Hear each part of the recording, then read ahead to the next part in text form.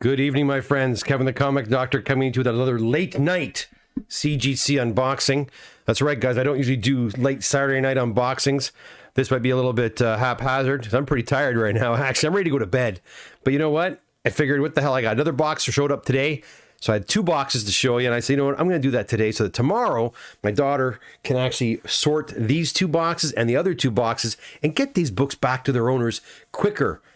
Quickly, as quick as possible. Anyways, guys, if you're new here, I'm Kevin the Comic Doctor. I'm a comic book presser, an authorized CGC dealer located in Oshawa, Ontario, Canada. And whenever CGC sends back some graded comic books that belong to my clients, I always come up here on YouTube and share those with you.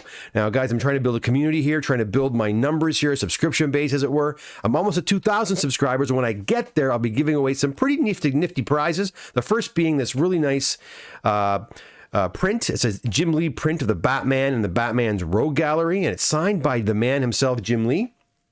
And what's really nice, a lot of these gifts I'll be giving away were actually donated to me for the channel by many of my amazing clients. This one here was donated to me by Rob out of Toronto.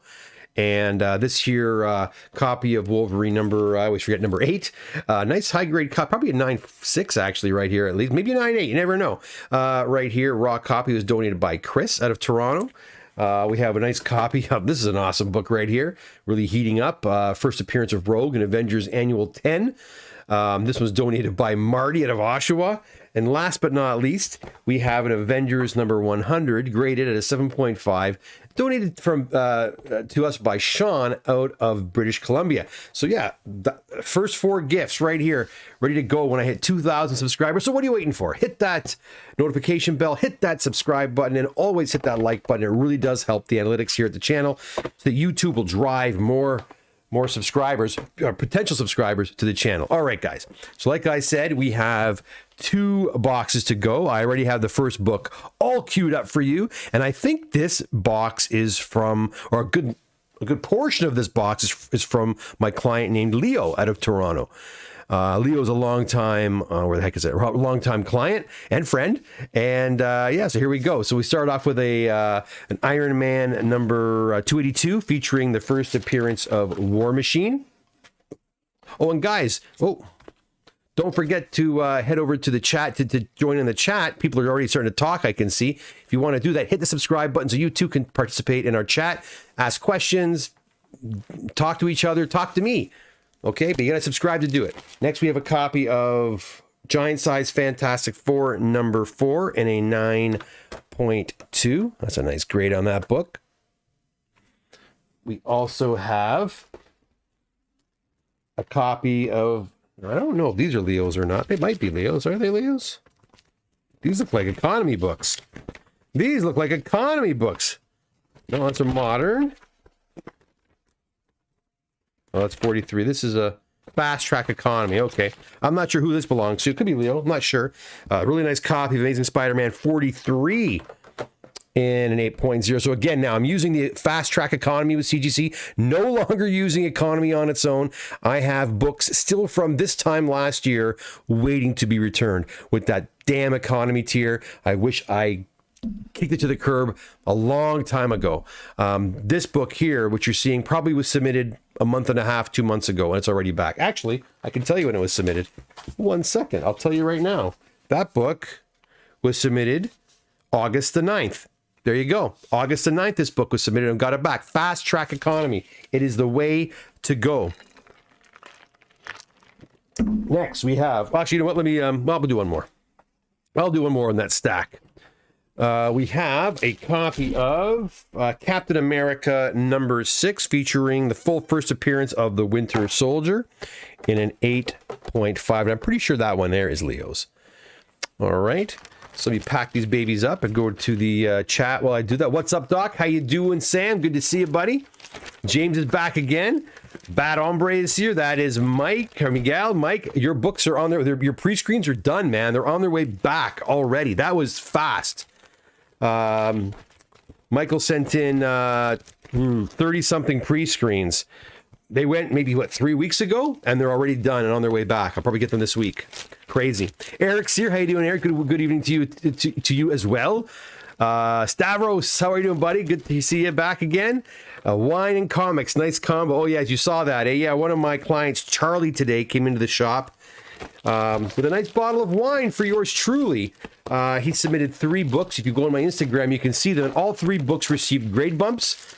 Most significantly was an Amazing Spider-Man 129 that went from an 8.5 to a 9.2, off-white pages to white pages. So really nice grade bump there. Check those pictures out on my Instagram or Facebook. And if you're not following me there already, please do so. So that was pretty cool. So again, thanks to Charlie for that bottle of wine. Now, I'm not much of a drinker. I'll have a glass here and there, but my wife certainly did appreciate it. We also have a first appearance of Winter Soldier here, and this one's a 9.6. This is number 6. The other one was number what? Number 7, was it? Oh, they're both number 6. Oh, they're both 2 copies. Okay, sorry, there's 2 copies of that. All right. We also have,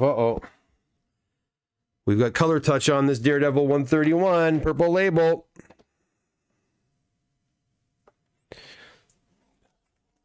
We also have a DC Comics Presents 26, first appearance of Cyborg, and an 8.0.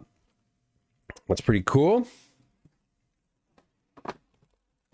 We have first appearance of Rogue, Avengers Annual 10. I really have to make sure I'm checking the slabs for cracks or chips, because if I don't catch it now, they'll go back in the boxes and I won't see them for a month, and then I won't get them. They won't change them for me for free. I have to pay for it. So I want to make sure that there's no cracks on these books at all. Hey, Rob's here. How you doing, Rob? Brett Butler, Kid Kevin, some nice books to start the video. Yeah, we got some more to go too. We got 2 full boxes here, so stick around, my friend. Bet Hombre, wow, 9.9s. Come on, Mike. You know better than that. 9.9s. Went a little mini Cobra comic show today. Picked a few more potential 9.8s moderns. Nothing special. Cool. Very cool. I love those little mini shows. They're the best. I'll tell you, one of my favorite experiences at a show buying comic books wasn't even a comic show. It was a toy show. That's the first Winter Soldier Cap 6. That's right. I believe so. I told the story before where I was in Hamilton picking up some books actually from a client, and there was a big Thanksgiving Day show, and it was a toy show, and I always, you know me and toys, guys. I have a soft spot for toys, so I went there. Holy cow, I ended up picking up some great books.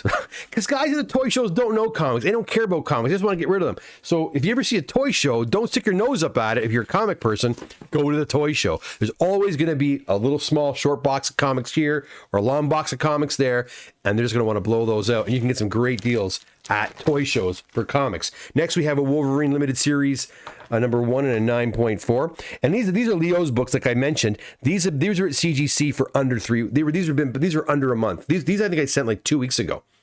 Like seriously, these books came back super ultra fast. But other books I sent with this order are still not back yet, which is weird. I don't know. We have another Wolverine number 1 in a 9.4. Then another one in a 9.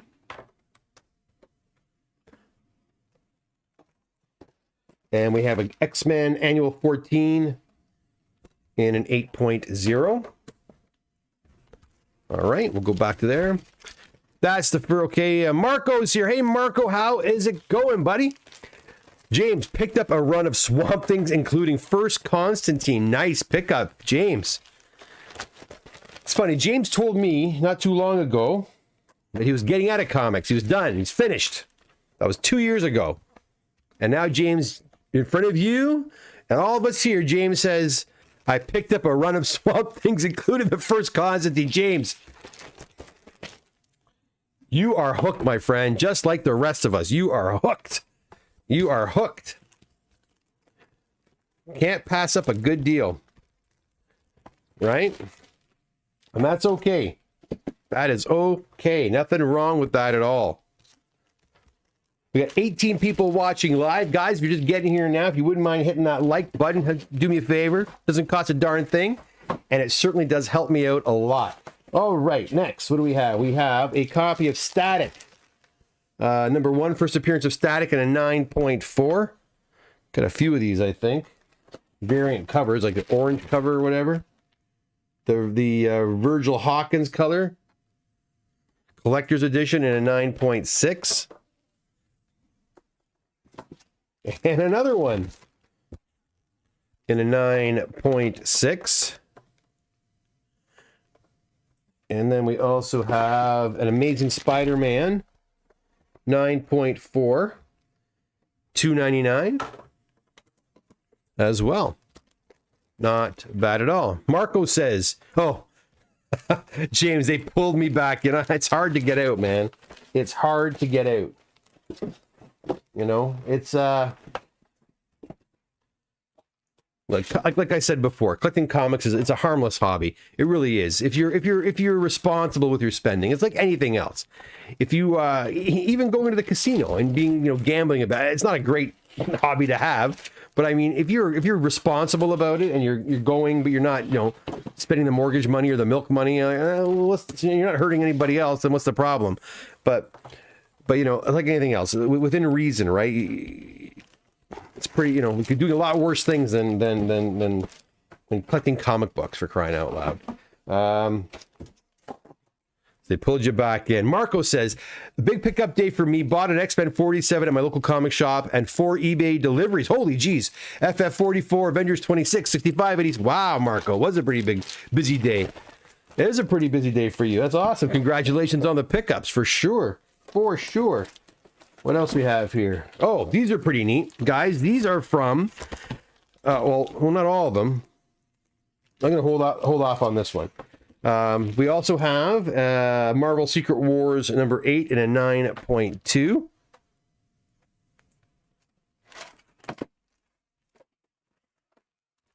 Let's go like this. A couple more of these. 9.2, 9.6.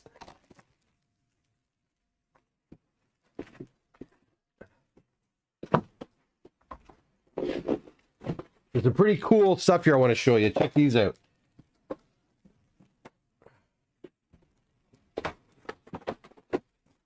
Put that away.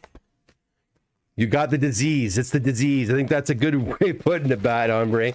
Sam's here. Problem with comics is when you think you're out, they pull you back in.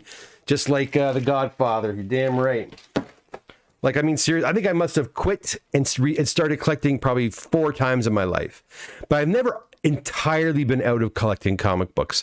The one time I stopped for real was when I went to university. I just couldn't get to the comic store anymore. And like I've said before, they were getting into that whole gimmicky multiple covers and variant covers. I just didn't like that. So I got out. But I never was out completely. I'd always go to the comic store at least once or twice a year and drop a little bit of money on a vintage comic book or and then back issues or whatever, books that I've wanted. So I was never entirely out. But I'd say now I'm kind of back in myself. Red Wings hat. Say it ain't. Yeah, you know what? I've been criticized. This is my uncle's hat. He's a Red. I'm a Leaf fan, and that's even worse. But I don't have a Leaf hat, so I just put this on because my hair just gets so. I just didn't feel like doing my hair. Guys, you got to think about doing your hair for these shows. You can't go on there with your. I had a bit of a nap around 5 o'clock, so my hair was all over, and I didn't feel like redoing my hair. So when you see me wearing the hat, it's because I didn't feel like doing my hair. That's the real reality, and I probably got to get a better hat than a Red Wings hat. Problem with comics is when you think, okay, we said that already. Marco, the books will be coming your way by the end of the year. Sweet. Look forward to getting them, Marco. Okay, guys, check these babies out. These are books you've never seen before. I guarantee it. Ranma and a half, number 1. This is a Japanese manga book, and it's a Mexican edition. These books were sent in to me. A series of these books were sent in to me by Ben out of Mexico. And I have another shipment coming in from the UK as we speak. It's clearing customs as we speak. So the Comic Doctor is getting books from all over the globe now, not just North America. These came in from Mexico, like I said. Here's another one. This is a Witch number 7. And this is a German, and these are different from different companies, different countries. This is a German edition right here. That's pretty cool. We have a Witch number 1, and this is an Italian edition. And I believe the back covers are all, no, I was wrong. They open Some of them open on the other side, which is pretty cool. We have another Mexican edition here. So we got an Italian edition here and a Mexican edition here, which is pretty neat. Oh, that's a nice. Yeah, this one here is okay. Let me clear these up really quick, and I'll show you the last two. It was really cool working on these because the paper stock was very, very different than I'm used to.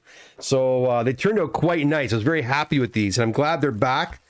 So now I got to ship these. I think he has a friend in Canada where I'm shipping these to, but they were a lot of fun to work on. Like I said, I got to find a spot for them here. Let me get rid of these over here like that.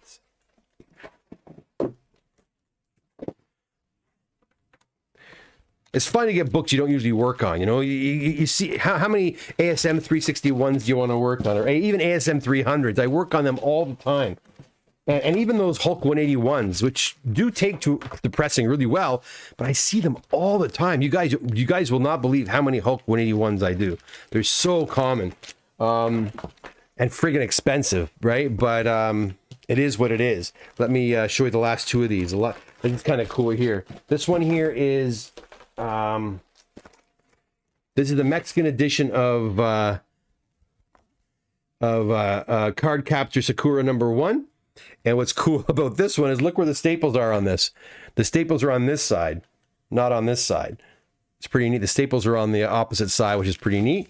And we also have a Dragon Ball #1, and this is also a Mexican edition in a 9.4. So I'm pretty sure the gentleman's name was Ben, who these belong to.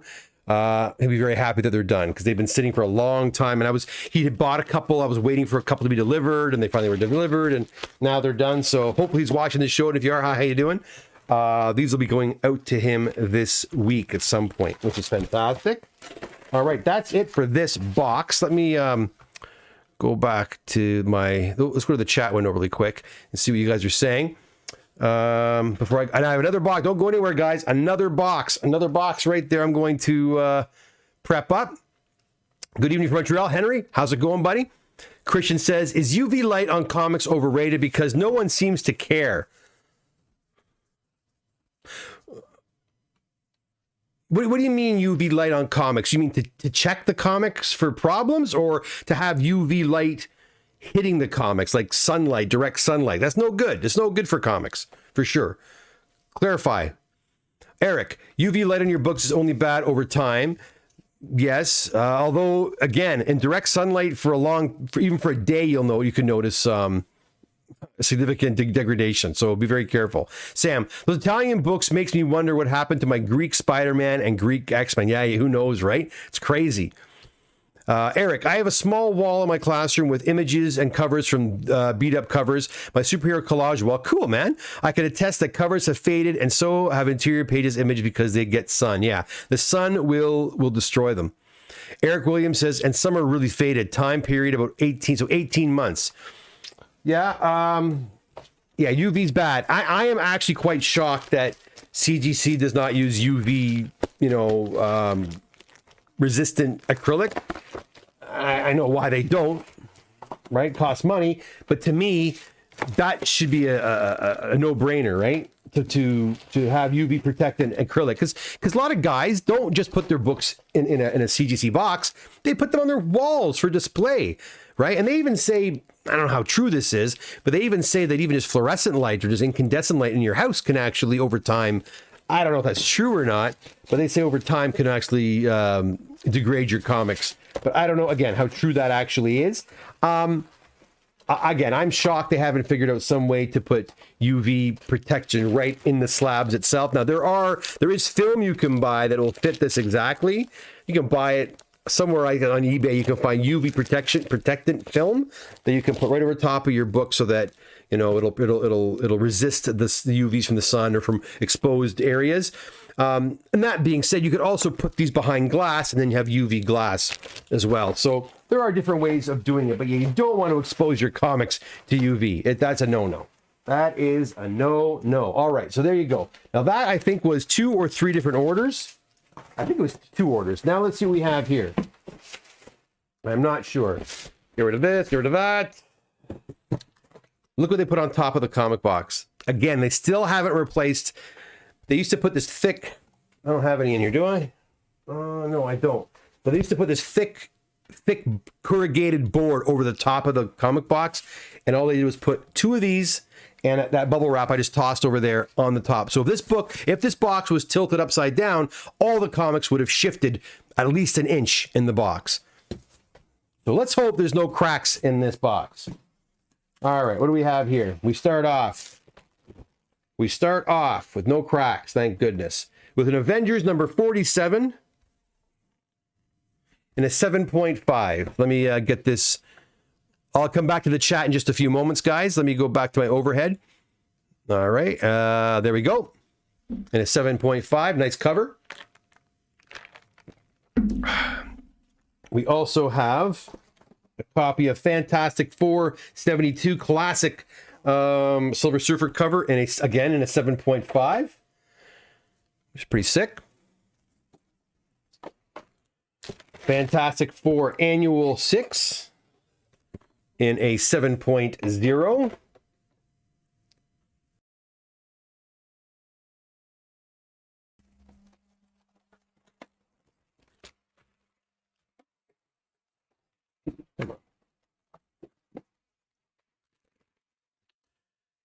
Fantastic Four, another Annual 6. This one's in a 6.0. Those are really fat slabs. Let me put these away and read what you guys are saying here. Marco says, since we have some foreign, what's your opinion on the UK version of Silver Age books, prices, and GBP? Would you add them to your collection? Would you sell them? I'd buy them, sure. I'll give you a little tip that a client of mine gave me a long time about UK books, Pence books. I'm shocked that Marvel Silver Age Pence books are not more sought after. Just like the Canadian price variants are here, in modern books, such a sought after commodity. I'm surprised that books that have the Pence on the front cover, like Amazing Fantasy 15, I've seen some Pence versions of that, or Journey into Mystery 83. For some reason, those books, and there's less of them, but those books are not. They're not worth as much for some reason. People, they're not yet. They're still valuable. Don't get me wrong. They're not like 80% off, but they're not as valuable as the original, even though there's less of them. So I don't know what to say about that. I think as time goes by, they may bounce up because people need to realize that they were printed in the exact same place. They're all printed in the exact same place. They just changed the die so that it would say pence instead of 10 or 12 cents. So. Would I add it to? Yeah, I would, without hesitation, add one to my collection. I don't think it makes it any less desirable. That's my opinion, though. But now you understand, DC did not change to pence. They oftentimes just sold. They had a stamp. It was a stamp that would change the price. So you can find DC keys overseas on eBay, UK, and all that kind of stuff for a discount, because people don't know to look there for these Silver Age DCs. So little tip there for you. Yeah, what do we have here? Dean says, less common sought after Marvel books in the 90s you worked on. Less common sought after Marvel books from the 90s you've worked on. Boy, you're seeing all this stuff come back, right, Dean? So, I mean, what you see, unboxing for the most part is what's going through the shop. Less common. I guess we'll go back to the Canadian price variant stuff. I mean, there are less of them out there, and there are some people that are really crazy. I mean, crazy about the Canadian price variants. So that. Again, that goes back to what Marco was asking about the UK Pence version of the Silver Age books. For some reason, the modern stuff in Canadian price variant is extremely sought after. I gave one back today. It was an Alpha Flight #1. It's just worth so much more in the Canadian price variant. Same with the Amazing Spider-Man 238. And in the Canadian price variant, it's worth like, I don't know if it's double, but it's worth a significant amount more than a non-Canadian price variant of the exact same book. So I think when it comes to moderns, we all kind of know what the books are everybody's looking for. And I mean, if they're popular, I wouldn't say they're less common. Because you say the word you put sought after on there. Like I work on a lot of less popular books or less common that we see. But if they're sought after, everybody's going after the same stuff. Honestly, Dean, the Secret Wars, #1s and the Secret Wars 8s and the 252 ASMs and the Thor 337s and the ASM 300s. And I'm doing Marvel in my head here, obviously, in DC, Detective Comics 4 with the McFarlane. There's a 423, I think it is. Like these are, and Canadian price variant, and that one's big money too, by the way. The first Todd McFarlane art or cover, all that stuff. I mean, they're all wanted when it comes to modern books. Everybody wants the same ones. So, and that's probably what's driving the price up on these books too, or has driven the price up because they're the ones that everyone's pinpointing, everyone's going for, right? Hope that answers your question. Chris V, I just seen everyone displaying their comics, even many local comic shops, like it's no big deal. And I'm squirm thinking of the potential damage to their books. Oh, I agree with you. I've walked in the shops. I'm like, are you crazy? Why would you leave your books exposed like that? Yeah, I agree. My shop, I have no windows, like no actual windows in where my comics are displayed. So there's no real risk of UV light affecting them. My son was working on some books in the shop and I left them on my table, my workstation. And I do have natural light coming in. I walk in, oh my God, look at me. But they're just tester books, books to practice on. Here we have a Thor 129, and that's the first appearance of Ares. We've got a Justice League of America, and I think we saw it on the thumbnail, number 51.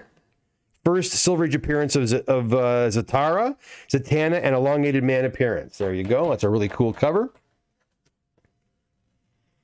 Okay. We have got the first appearance of Brother Voodoo in Strange Tales 169 and an 8.0.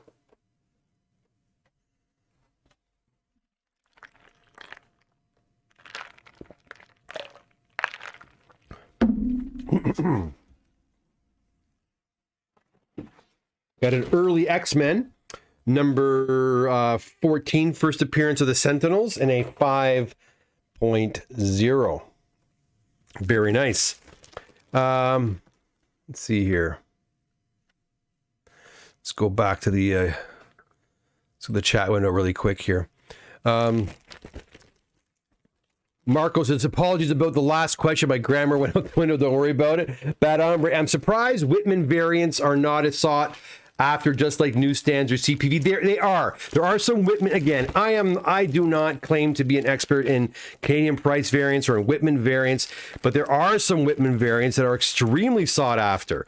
Who knows a lot about that is that Chris Reynolds, who comes on here once in a while. He's very knowledgeable on the Whitman stuff. So yeah, though there are not all of them. Just because it says Whitman doesn't mean it's going to be a super valuable book. But there are some copies of the Whitman that are very, very sought after. That would require a little bit of research because, again, I'm not an expert in that regard at all. Eric says only a few super rare Whitman A's. There you go. A lot of Whitmans are pretty common in my opinion.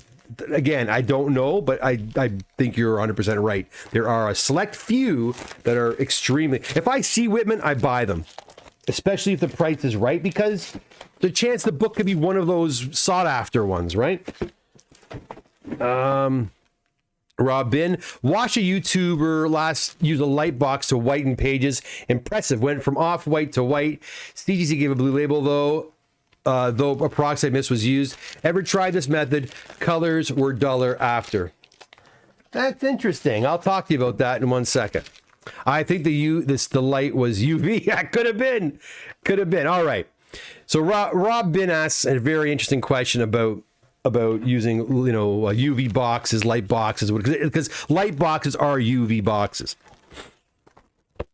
I've said it before and I'll say it again, guys. Let me just put this book away here.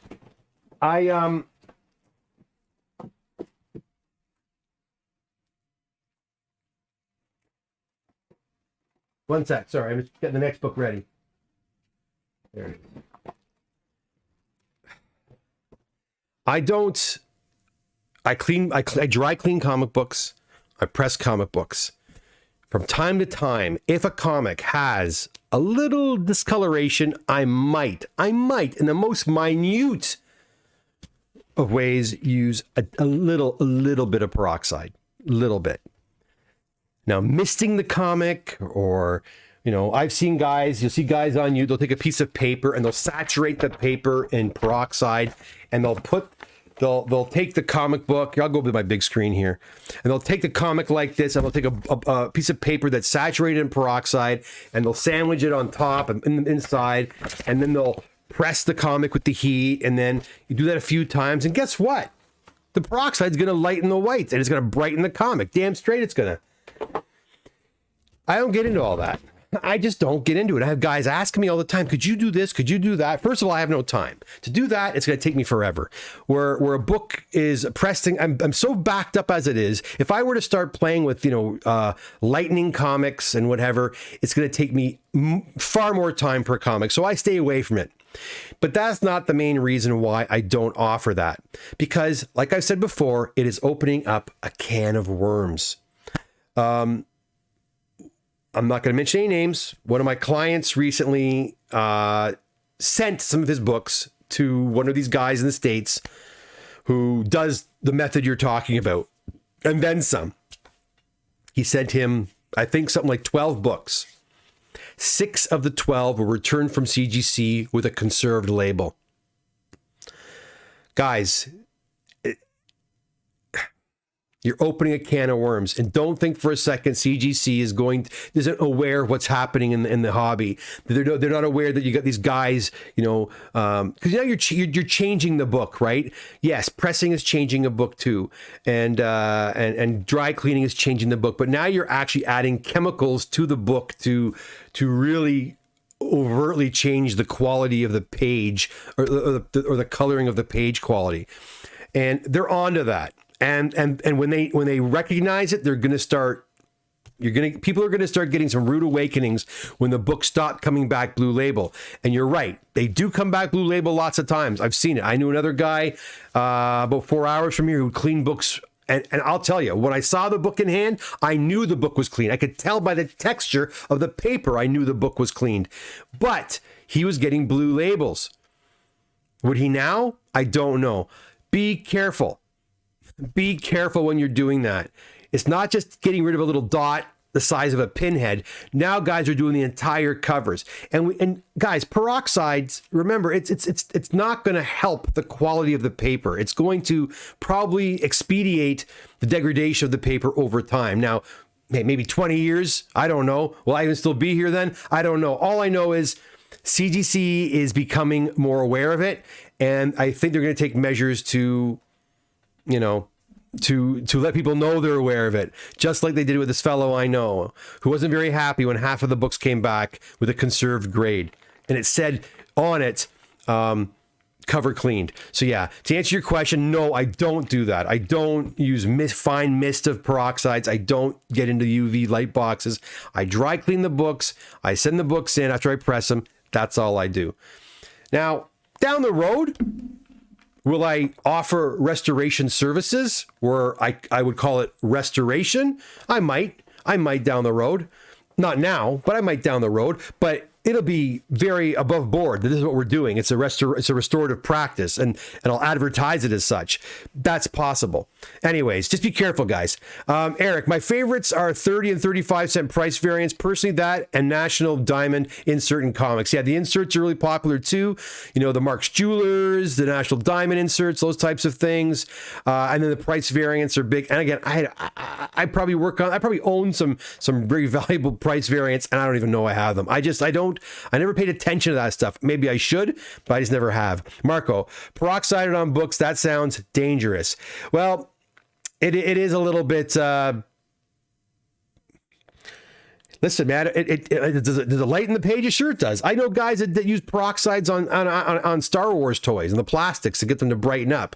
It will brighten. People peroxide their teeth, for crying out loud, right? Get rid of the yellow on their teeth. So it works. But we're talking about paper. And I never like the idea of introducing peroxide to 40-year-old, 50-year-old books. I just think you're just ruining the paper. I think the paper is being destroyed. So I don't recommend it. But anyways, it is what it is. Listen, guys, I got more comics to show you. Check these ones out. But what do you think? Do you think it's a good idea to add peroxide to books to make them lighter? What do you think? Let me know. Let's go back to the overhead cam. Here we go. We've got one of my favorite X-Men books now in X-Men 28. First appearance of Banshee. Love that cover. All right, what else do we have? Oh, another couple of nice ones here. All right. Now this is guess what, guys? This is an economy order. This is an economy order. So these are somebody's books that were waiting for an economy since probably late September of last year. That's because it says economy right there. So this is going to probably finish up somebody's order. I'm so happy. Okay, next we have an X-Men 58. And this one here is the first appearance of Havoc. Another awesome cover by Jim Steranko. Another big book right now. And this was a really big book when this went in last year. The first appearance of the Black Knight in Avengers 48.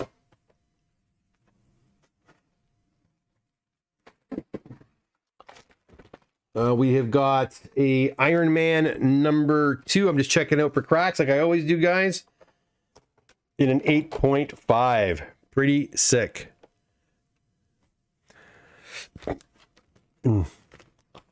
Paul says he's enjoying the DC books tonight. There's a few, not a lot, but there's some.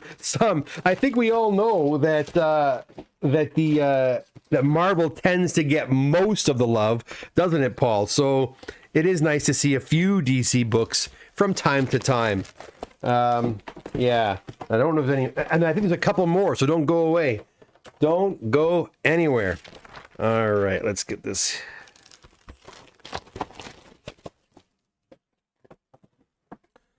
All right, what else do we have? We got about another 12 books or so.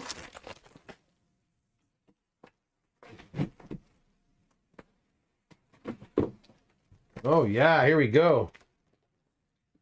Some non-Marvel books here. We got Black Cat number 28. I think these are Craig's books out of Toronto, actually. And an 8.0. And a Black Cat number 26. Also in this one's in a 9.0.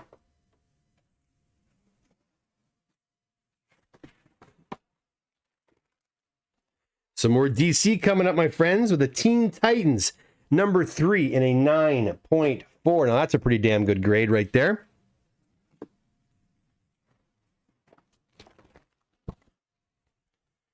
So also a Teen Titans number 2. Yeah, and a 9.2, which is pretty sick.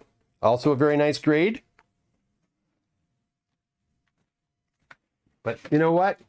You can't have number 3. You can't have number 2 and not have a number 1. And if those books are, in the 9s, let's have a 9.2 copy of Teen Titans number 1. Now that's a sick looking book. I think I've got a copy of that. My copy is like a 6, I think. I sure would like to increase the grade of mine to a 9.2. So congrats. I think these are Craig's books, if I remember correctly. So that's awesome. And we still have more. Let me put these guys away, and I will go back to the chat here as I put these ones away and get the next. I got another 6 or 7 to go, guys. Let's go to the chat window. Paul says, I'm enjoying. Okay, we did the Jive Turkeys here. Coming back into the hobby after 30 years and seeing people coveting diamond commercial inserts was one of the weirder changes to me. Yeah, things that we may not have thought were all that important or sought after when we were kids. 30 years ago, I was 20 years old. You didn't necessarily think it was an important thing, but now it all of a sudden becomes sought after. It is quite strange, isn't it, Jive Turkey?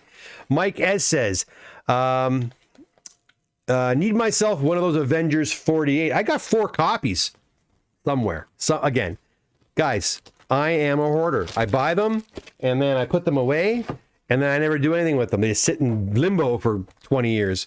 Dean, wow, that Iron Man #2. Yeah, the colors are pretty sick. Eric Williams, I put peroxide on my kid's cuts. He went from a 5 to a 9.0. Peroxide it's you know what? It's great for an antiseptic when you cut your pinky finger or whatever.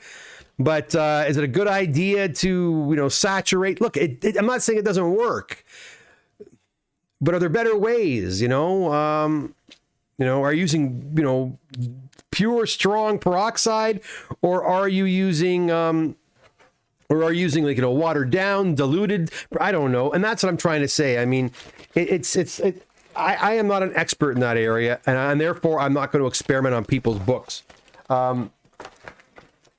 And again, I think when you start, saturating the entire front cover, back and front with peroxides, is that a good thing to do? Maybe it's a good thing in the short term. Maybe you're going to get a great grade. You can flip the book, but what's it going to do to the book, right? I don't know. I don't know.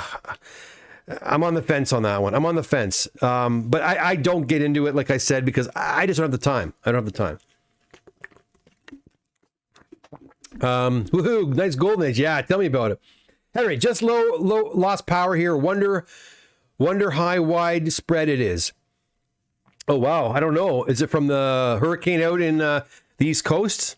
But you're pretty far away from there, so I don't think that would be it.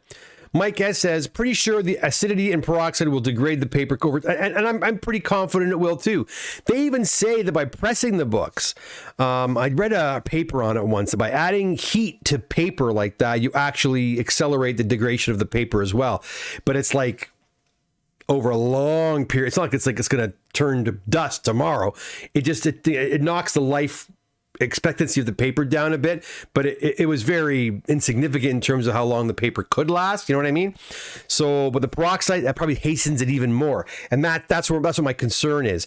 And no offense, these guys who are doing this, they're not proper conservators. These are not guys who went to school as conservators. These are people that are trying things, little hacks in their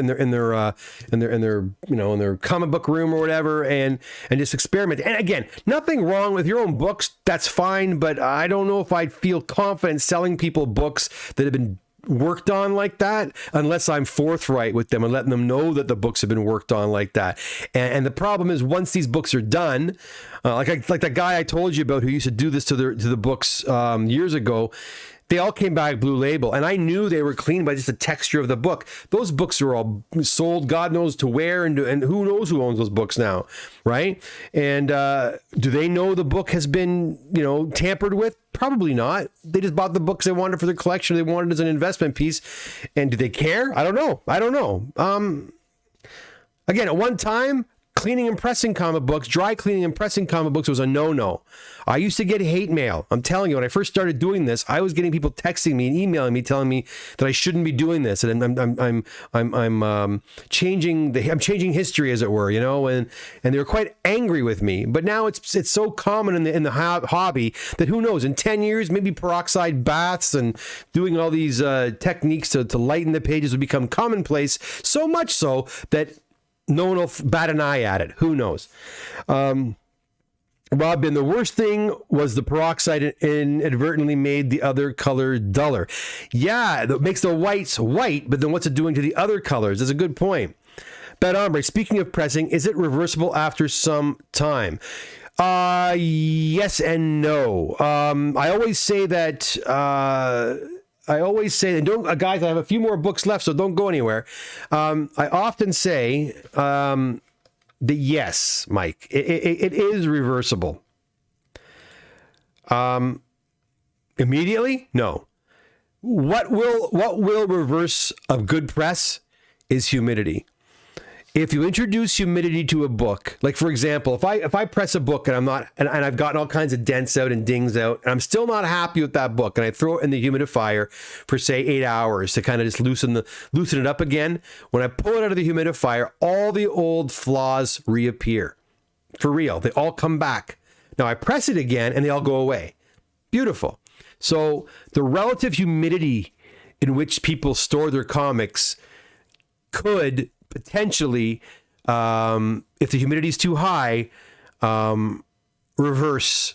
You know, I'm not saying reverse it completely, Mike. Right? I mean, like completely. But some of the flaws could, over time, slowly come back, especially if the humidity is a little high where you store your comic books. And don't think humidity is a bad thing, because it is. And I'll give you an example as to why. Like I said, at my shop, when Charlo works on books, I inspect every single one. And so he'll finish a stack of books. I'll go in the next day and I will review the books. I was finding for the first few weeks that a lot of these modern books, I'm talking like, 1980s and 90s books, mostly 80s and 90s books, for some reason, I'd go inspect the books and they'd be wavy like this. I'm like, what the hell? You just friggin' press the book. And so, sorry, Mike, sorry, Charlo, you got to redo it.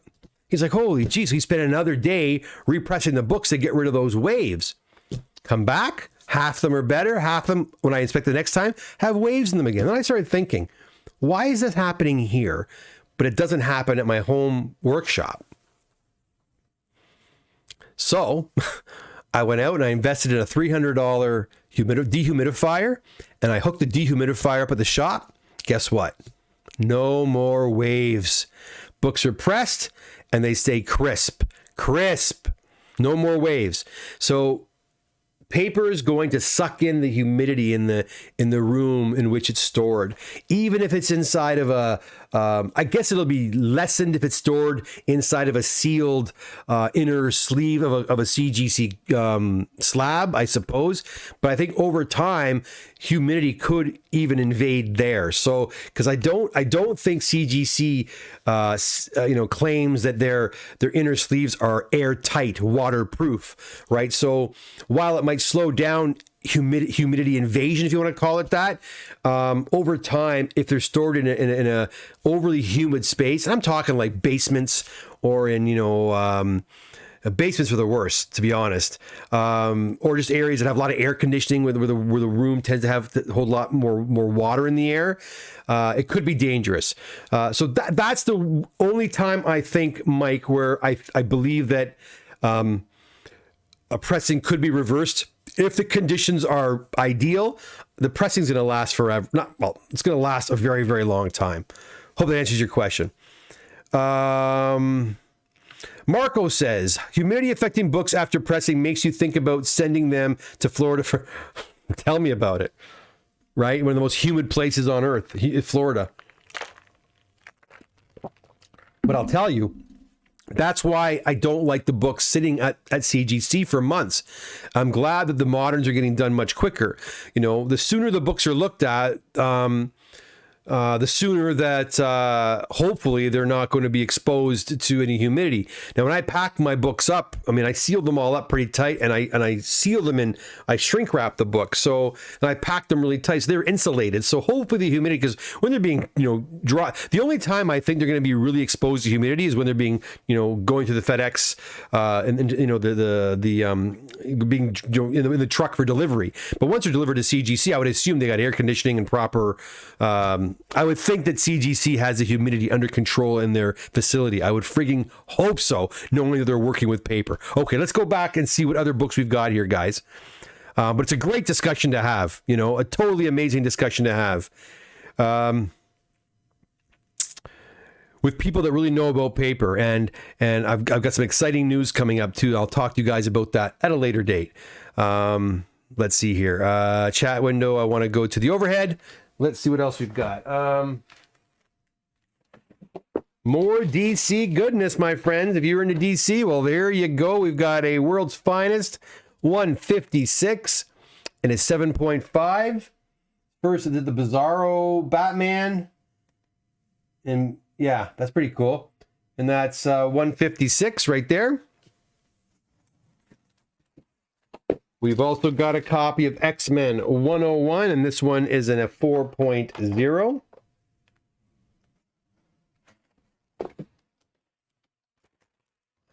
Nothing wrong with getting a Spider-Woman in a 9.8 white pager. That book's going to pop up. It's going to.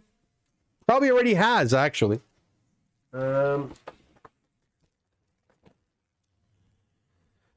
Your favorite and mine, we've got a ASM 361 and a 9.8, and that's a direct edition.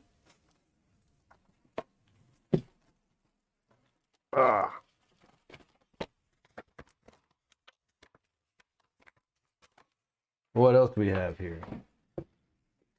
We've got an X-Men 1. Oh, you know what I'm going to do? I'm going to repack these guys before I keep going here, guys. Mike says, maybe it wouldn't be a bad idea to throw some humidity packets in those boxes going to CGC. Yeah, that's not a bad idea, actually. That's not a bad... And it would eat up all the humidity in the box? Is that what you're saying? I think I've heard of these things. That's not a bad... Are they expensive, Mike? Marco, wow. That are my books. Are they already? See, I told you. Which ones are yours, Marco? Like this one?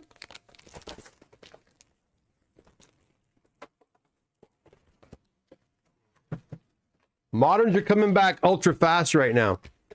It's not Comic Doctor Show without a 361. You got that right. You got that right. And they are back before economies from yeah, I knew that was going to happen. Economies are slow as hell, man. Slow as hell. Okay, what else we have for you here? Next. I'm going to look into those humidity packets. That's not a bad idea. We've got an X-Men 137 and a 9.6.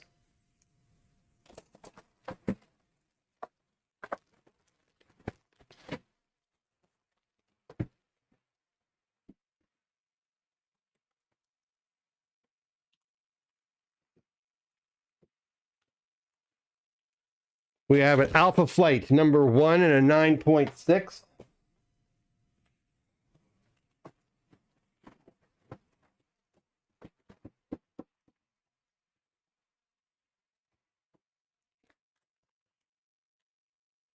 We have an Amazing Spider-Man 135 and a 9.0.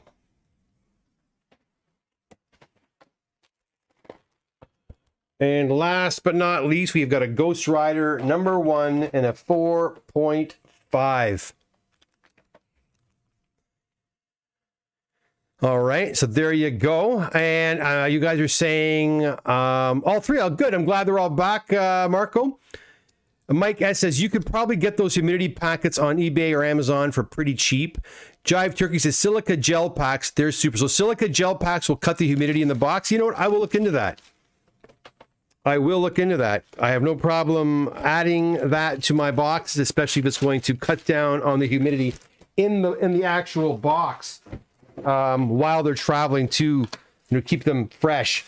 You do all you can to make sure the books arrive as pristinely as possible once they get to when they get to CGC. Dean Scott says, "Oh, that OG Ghost Rider, yeah, it's pretty awesome. It is a pretty awesome looking book." The one thing about that Ghost Rider film with Nick Cage I really appreciated was they kind of gave us that old Western Ghost Rider. They didn't do too much with it, but I really liked that they actually had that horse, and I think it was played by what's his name, by Sam Elliott, if I'm not mistaken, and that was pretty cool. I would love to see more of that. That would be amazing. Marcos, I'm floored. All 5 of my books came back in less than a month. Yeah, I'm telling you.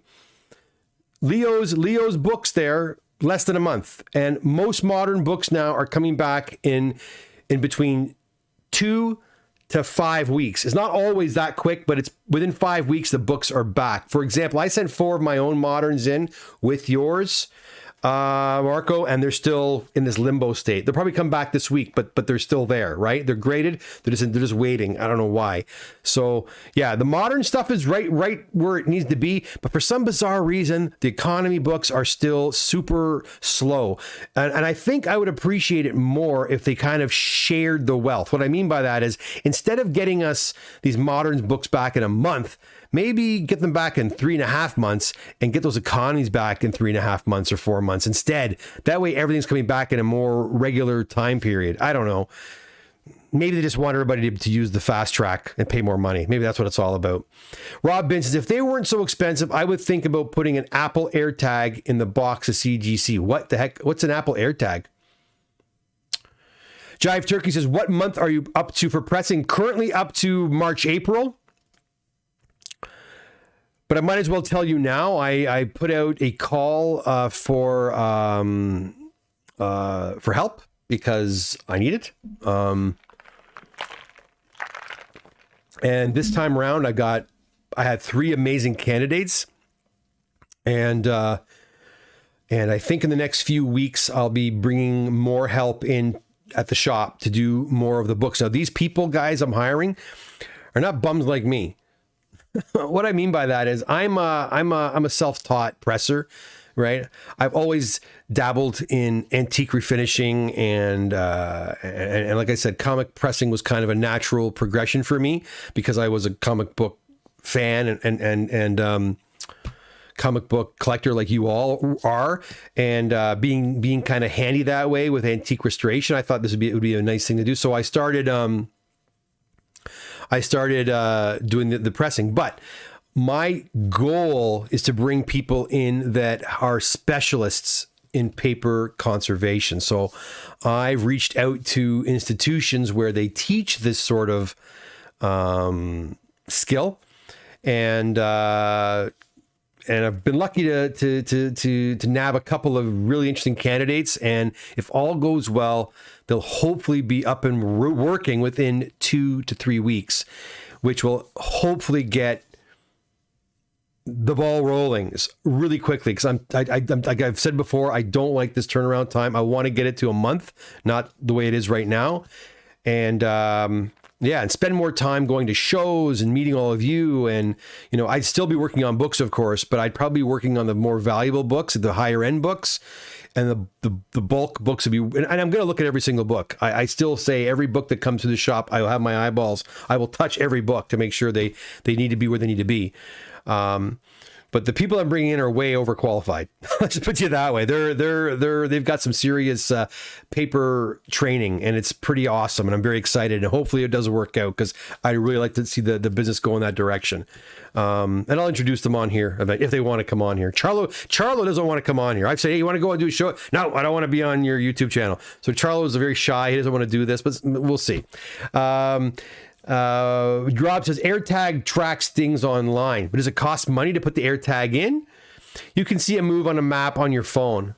Yeah, but you know what? I use FedEx, and I can pretty much follow the books down to Florida. I kind of know where they are at all times. Mike S. Apple AirTag is a GPS tracker you can track online or through your phone, but it's a device, right? You got to pay for this device. Like I don't think I'm going to go that far, but I like the silica packs. If the silica can help with humidity, I certainly am interested in looking into that, and I will. Okay, guys, listen. That's it. I am Zong. Telling me we've been going for 1 hour and 5. That's perfect. I think I am going to call it a night. I certainly hope you have a great Sunday tomorrow, and we'll see you again. I got more boxes on the way, so there'll be more unboxings next week. And look for another episode of What's in the Press, probably on Monday or Tuesday. And yeah, that's about it, I think. Have yourself a fantastic night. Be well. And thanks for joining me tonight and taking part in the conversation here on the chat. Until next week, have a good one. Take care.